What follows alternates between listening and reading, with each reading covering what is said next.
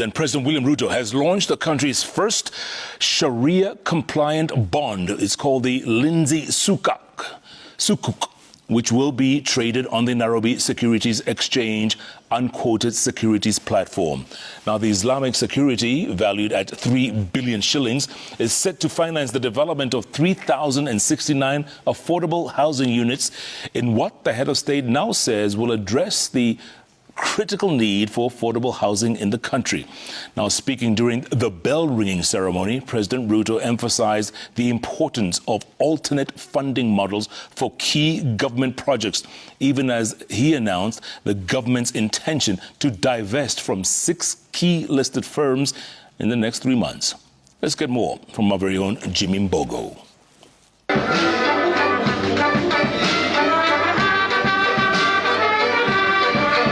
The launch of the Lindsay Sukuk bond at the Nairobi Securities Exchange presents yet another shot in the arm for the government's affordable housing plan, with the construction of over 3,000 houses for the Kenya Defence Forces at a cost of 1.4 million shillings per unit.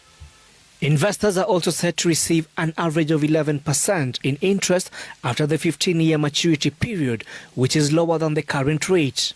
President William Ruto, while admitting the importance of Sharia-compliant products in the market, ordered for the formation of a centralized Sharia governance board for the broader adoption of Islamic finance as an alternate way of raising capital for government's projects, in preparation for the possibility of the issuance of a sovereign sukuk.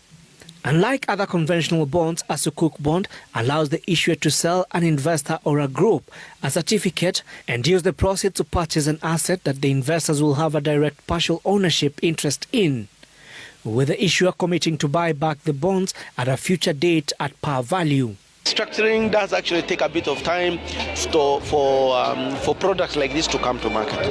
But what we are seeing now is more appetite for either owners of capital as well as potential project owners to now come to the market through the NSE. We are using private funds to deliver public housing.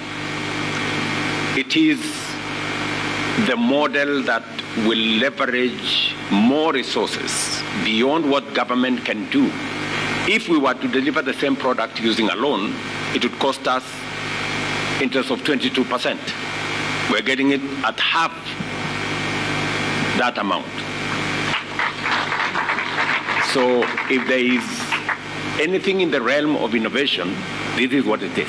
To raise more revenue for government expenditure beyond credit, the government is set to divest its stake in 6 listed institutions in the next 3 months, a move that will also boost activity at the Nairobi Beourse.